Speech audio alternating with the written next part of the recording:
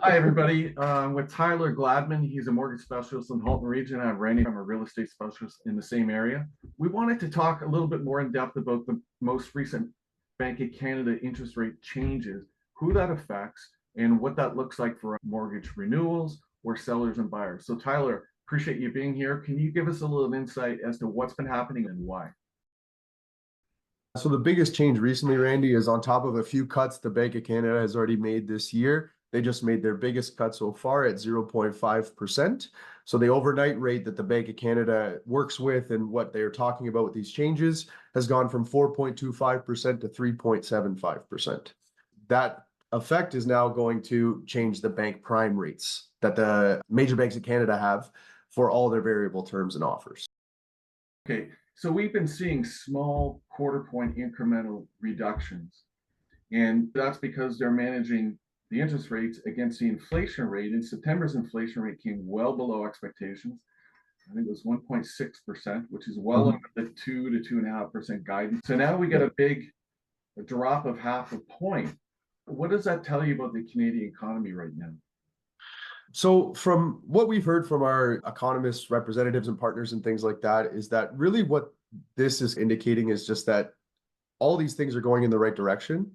The tricky part with the inflation number is that it's always working on a 12-month rolling calendar. So the number you're seeing at 1.6, once they start moving the months up and we go further into this 12-month rolling calendar, ideally we'll see that number continue to drop or maintain as it is. But really what this is just showing is that we've done all the things we needed to do to bring this inflation down. Really what's still keeping it at a mark or at that potential where you could see some fluctuations up or down within the 1 to 2% mark over the next little bit is literally the cost of housing. So we're looking at rent, we're looking at cost of mortgages, interest rates. So all this is really just pointing to the economy, and what could happen over the next little bit is that this trend of lowering rates and dips from the Bank of Canada and constant changes is what we'll more than likely see for the next 12 to 18 months. Housing is included in that. And really over the past 8 months, what we've been hearing and what, Bank of Canada, what a lot of chief economists at all the major banks have been talking about is how right now, in the past 6 months, the driving factor to inflation has been the cost of housing, the cost of living. And it's not just like we're seeing not the drops in cost of groceries, but we're seeing a balancing in a lot of our retail metrics. We're seeing solidifying of some of our kind of transfers between different economies within US, Europe, everything. The supply chain is easing itself off. We're just not seeing all the issues that we've seen over the past 2 years. So the thing that literally is keeping inflation up right now is the cost of housing. So that's why we feel Bank of Canada is being so aggressive, because they're seeing that.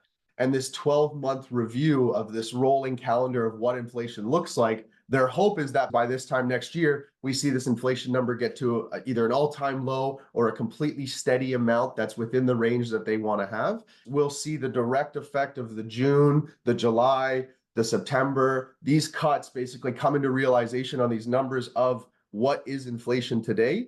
And so in mid to end of 2025, we'll see the direct effect of that. And it should all lead to things continuing to go in that direction and finding that balance. If a year from now, they see that the changes to these rates has that direct effect, then they've hit the balance they want, right? So that's where I say all this to say the economy looks like it's going in the right direction, at least on the cost of living interest side. And as you said, there's a lag factor between when they change the rates and when it actually affects behavior in the marketplace in some form or the other.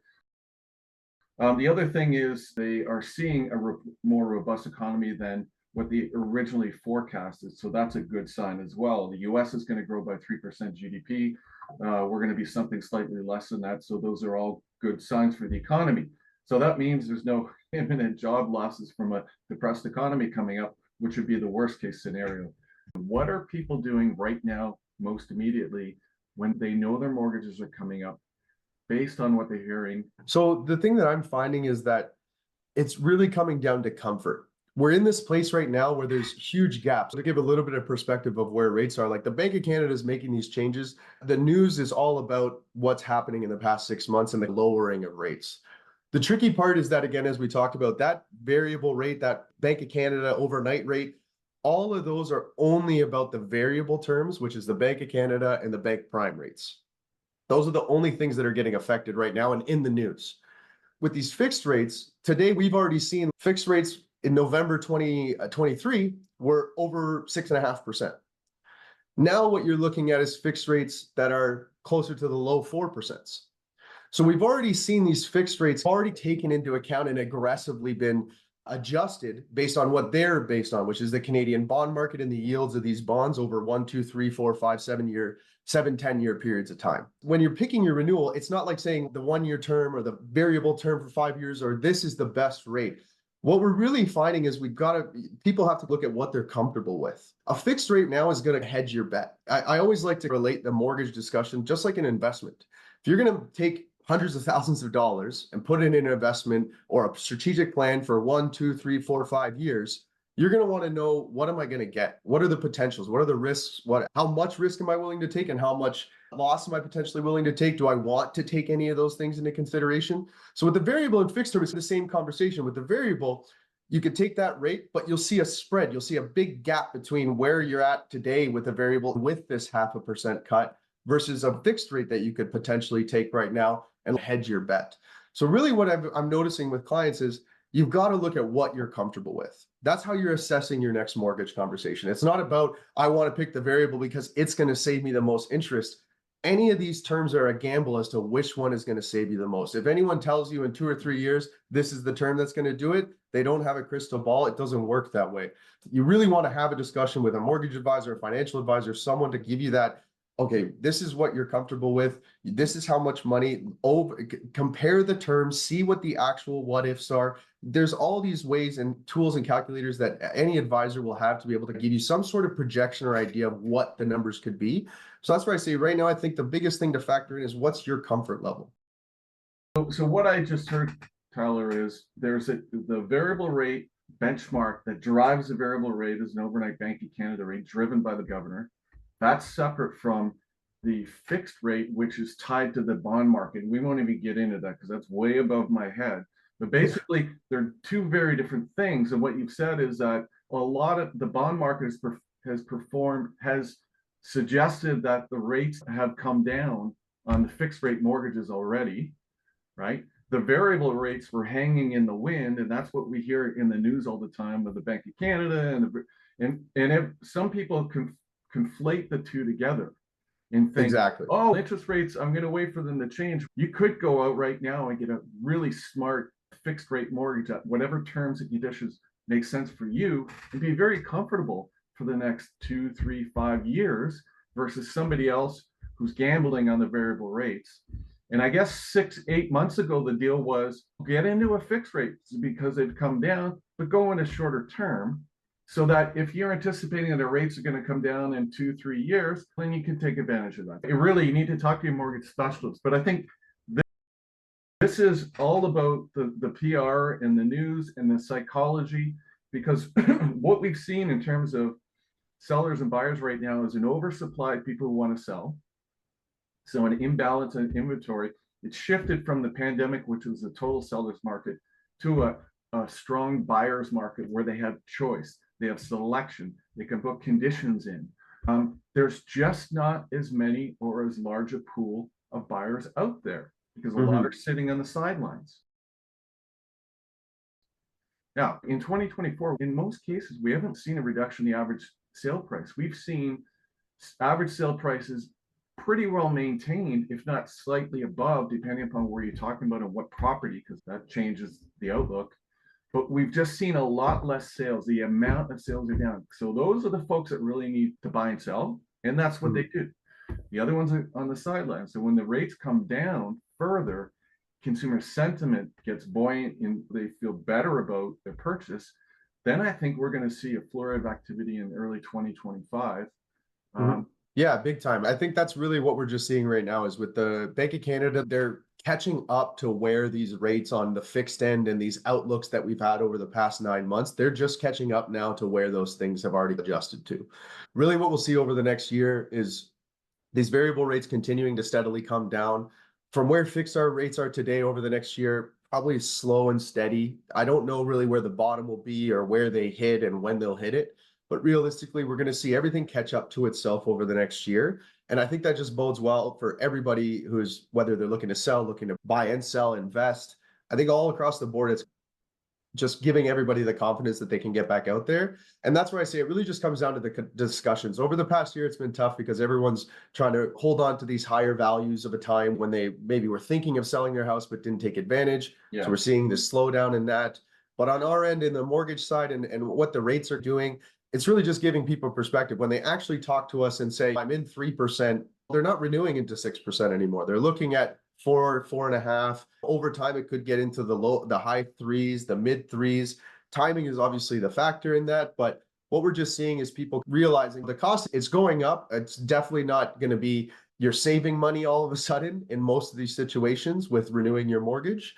But what we're really seeing is if you're willing to have the conversation with an advisor, someone about what your plan is and what you're looking to do, there are a lot of options to fit into that right now. And the cost is elevated from where it's been the past 4 years. But realistically, even with where rates are today on the fixed end, they're pretty much the rates that have been around for 5 years before COVID and before all these crazy things started happening with the dropping of these markets. So that's where I just say I think it's all optimism in that respect and where things are going. And I guess the pain of the bank increases because other people who were in fixed mortgages weren't seeing any increase, but they had a pending renewal coming up that they're concerned about. Anybody in variable rate has felt the pain on a monthly basis of having the ante up, and I'm not saying double the mortgage, but 30, 40, 50%, 60% increase in their monthly mortgage payments. And that's where the pain has been felt right now. So that's good that the inflation, like it's good that things are panning out for the folks with variable rates. And you're right, like for anybody who's renewing, even if it's 6 months out or it's 9 months out, have that conversation now, because if you have plans in terms of real estate, a good realtor takes over is once you've had those discussions with your bank and you've solidified what it is financially that you're going to do moving forward. And if you really want to make a change, then it's a matter of us sitting down doing a cross neck sheet. Here's the home you own. Here's what the value of it is. Here are all these expenses associated with the sale of that home. Here's your budget, what you're going to have in your pocket left over. And then that tells you, you decide if you want to take on more mortgage, or if you want no mortgage, you want to be mortgage free, you're downsizing. Then we look at the budget. What is it going to cost to buy that? And then there's a net financial impact there that you make a decision on based on. Totally. That's where I think, like you said, I think the conversation is the most important thing, because if you're just looking at the news and hearing high rates, it doesn't make you feel like any option is available to you. Every conversation I'm having with a client since about March, April of this year, when we started seeing changes happen, realistically, they've been happening since January, but when really the changes of where fixed rates were and outlook of what things are, I think it all started to change at that point. Over the past 6 months, I've had nothing but positive conversations with clients about it. Sounds doom and gloom when you're reading Reddit or you're on The Economist or wherever you are. Clickbait. Clickbait is a killer right now. And when we talk to people, again, like most people aren't in these 1 point whatever percent fixed rates. A lot of people took variable rates. A lot of people are already from prior to COVID who are coming up to renewal now in their 5 and 4 year terms. They're coming out of 2%, 3% rates. So again, it's still a jump. I'm not saying that no one's going to face any adversity about their renewal or what their plan is, but I think it's just knowing that there's options that people can do. We can soften the blow. The biggest effect right now with all these Make It Canada changes is all those people who are in those really high variable rates for the past year and a half are feeling a little bit of relief on that pressure. And then again, even when they start talking to us, whether it's locking in their mortgage to get out of this variable rate or what their kind of options are, we're seeing positivity, because realistically, it's much better than it was even 9 months ago. Like when they were calling us to lock in, they were locking in at 6.5%. We're looking at things that are much more regular if you want to look at the historical rates over the. I know the government, federal government, is adopting some changes to new home construction and insured mortgages, and basically they had a program that up to $1 million purchase of a new home construction with less than 20% down, which is an insured mortgage. So originally what it was is any insured mortgage or any home that you buy that's $999,999 or less, you could put less than 20% down payment on and have an insurable option with that mortgage. It just means that you'd have someone covering your mortgage and allow you to buy a house with less than 20%. The current rule changes have allowed for a larger amount of amortization on these mortgages. So that's the first buffer. When you put less than 20% down, you were subject to a 25-year amortized mortgage. One, that just affects your overall mortgage payment. It also affects your overall qualification, how much mortgage you can potentially get, because you're getting the shortest amount of time to reflect a payment and how quickly you can pay it off.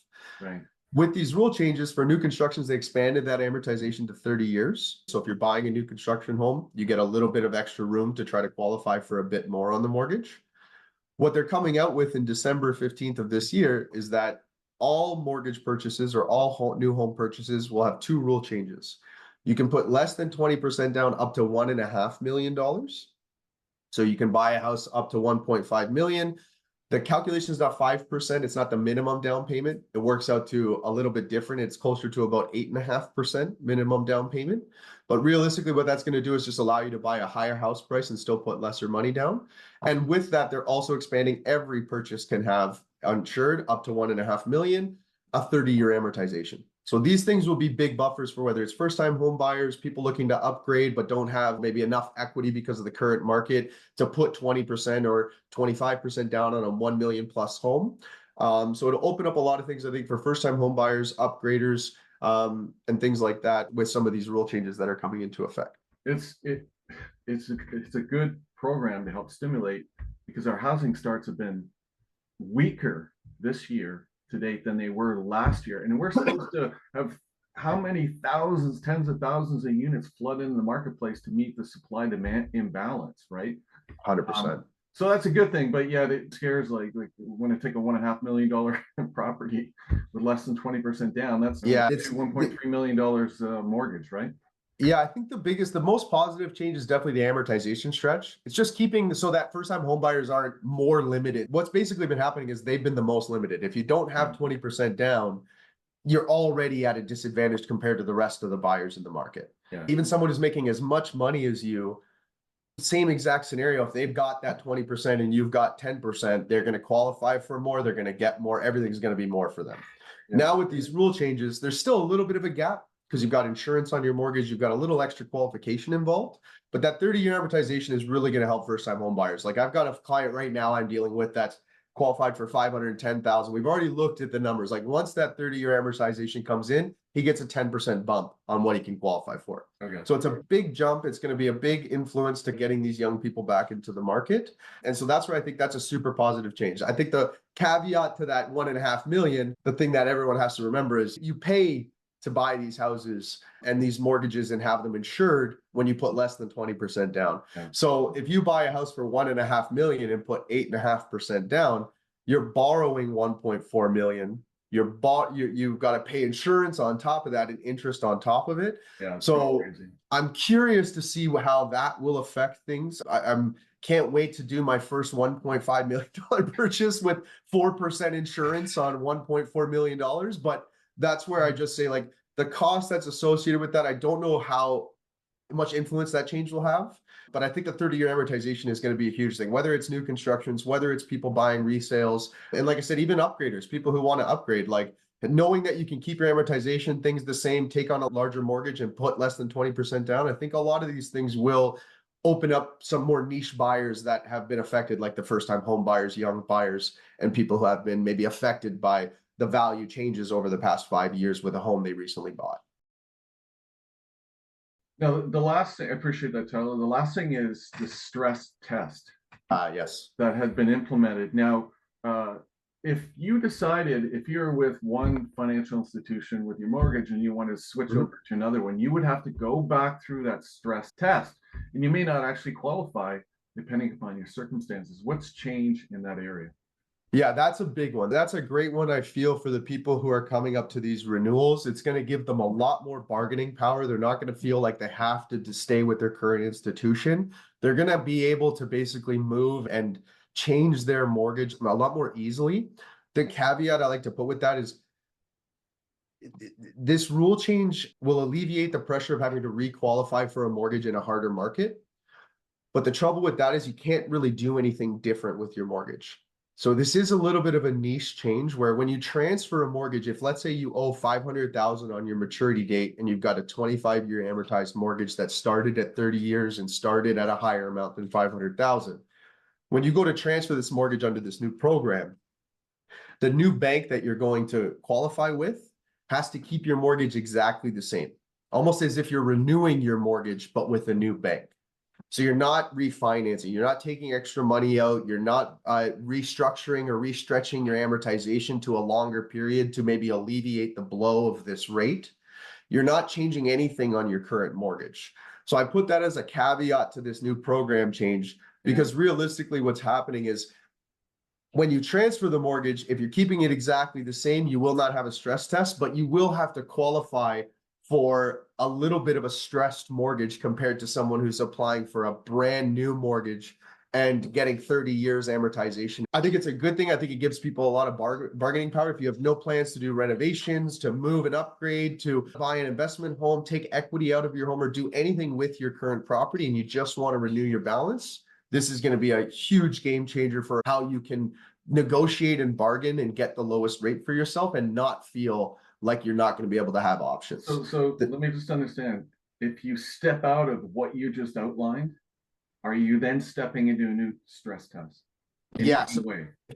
Let's say a mortgage of 500,000, you've had a 30-year amortization, you're at 25 years, you're coming up to the end of your 5-year term, but you want to take 100 grand out to pay some debt, maybe do a big reno on your house, maybe take money out to go buy an investment property that you've been eyeing for a bit. As soon as you change the details of your current contract with your current bank, so you stretch your amortization, you want more money than you currently got borrowed on your home, you basically want to do anything other than just renew the current balance and details into a new term, you're subject to the stress test. Okay. That's good to know. A lot of people wouldn't know the intimate details of the mortgage situation. So that's why it's so important to get a hold of them right away and early. For years, I was with one bank. As a kid, all the way through life, didn't question it. And then as I find, as we've talked, this bank does this really well. And these folks don't do that, but they do something else really well. And these folks are motivated to do these kinds of things in the market. And these ones will never do that. Yeah. So limiting yourself, if you just go to one financial institution, it's always a good idea, I think, is to talk to a broker and talk to your bank. You may get two very different experiences out of that, but at least you'll learn something. Yeah, actually, I just want to touch on that for a second, because I think that's an important part too. Like with all these changes coming in, there's going to be a lot of people seeking advice. In our industry, there's a ton of realtors, there's a ton of mortgage brokers and advisors, there's a ton of people who are willing to give you financial advice. The tough part is finding someone who actually can guide you the right direction, give you the right path. Easier said than done, right? So what I would just want to touch on there is you make a good point. Like you're going to want to talk to a broker. You're going to want to talk to a mortgage advisor. So like me personally, I'm a mortgage advisor at a major bank. I don't work with any other institutions. I only work with one bank. What you're going to want in these situations as a client, whether you're transferring your mortgage, refinancing, buying a new home, whatever it might be, you're going to want to explore all these options. Because the major difference that I think people don't also realize between someone like myself who's a mortgage advisor versus someone who's a mortgage broker is exactly some of these kind of conversations that you're going to have. When you're dealing with a mortgage advisor, whether it's with your bank, with another bank, whatever it might be, I don't like to say you're going to get a more catered experience, because you're not. Brokers are great. They're knowledgeable. There's a lot of super successful and very smart people out there who broker mortgages. The major difference I just want to talk about is what a broker is versus what an advisor is. A broker is trying to find you a deal for your specific situation in that moment. The trouble that people are going to be facing with brokers over the next year is you really need not just the initial transfer or the initial mortgage. There's so many options that people aren't being made available to when it comes to setting up a mortgage, transferring it, being able to look at options after they set up that mortgage, the workarounds that I'll call them, that an advisor has a little bit more access to than a broker. And I say this because a broker is not working for an institution that they set you the mortgage up with. So once you've set that mortgage up, it's not that you've cut ties with the broker, but the broker is not able to influence changes on that mortgage going forward. You're in essence being transitioned to another advisor after you've dealt with this broker to make this big transaction. So the trouble with that is, especially in this market that we're talking about with these transfers, someone wants to transfer their mortgage and they don't qualify under the stress test, right? Okay, that's great. They can still potentially transfer their mortgage, negotiate a new rate, but maybe they wanted some extra money. Maybe they wanted to stretch their amortization out. Maybe there's something they wanted to do that they couldn't do because of the stress test. What a mortgage advisor at any institution will be able to do is set you up with the transfer, get you the mortgage, and then as soon as that is done, your mortgage is moved, you've got your new funds set up, be able to work with that same bank you're with and potentially get you more equity, potentially restructure the mortgage after the fact, get the amortization stretched, have a workaround available because Okay. you've been set up and now they're your relationship manager at this bank. So they're not just the person who set you up with this transaction, they're also your first point of contact for anything else you want to do with this bank, whether it's for your mortgage or any other need you may have. Right. So that's where I just say it's crucial to really, like you said, if you're coming up for a transfer, if you're coming up for a mortgage renewal, a refinance, you're thinking of looking at an investment home, I think both options are what you should consider because you want to have both things. Maybe a broker fits you better because you don't need a workaround. You don't need these extra options. You don't want to worry about any frills or bonuses after. You want to at least just consider both those options because realistically, you're going to get a completely different experience with both sides and one might fit you better than the other. Yeah. So that's where I say I Fair think that's a good point you made there. I appreciate this, Tyler, because I talk to a lot of prospective clients and they have so many different questions about mortgage. I'm not a mortgage expert. So that's why I brought you on. But it's helped me because I've learned a ton here. And I know it's going to help some other folks. And some other folks won't care. That's fine. But for the ones that are facing a mortgage renewal, this is a great conversation for them to learn from. For the ones that are selling or buying, it's the same thing. And as always, I put it out to everybody. If you have any questions, just direct message me. I'm at 289-217-1328. I can put you in touch with Tyler if you wish. Or if you have any questions about coming up with that net sheet in that next budget because you've got a big move, maybe a downsize, and you're looking at the financials, give me a call. Tyler, thanks very much. Appreciate it. Have yourself No worries. a good day.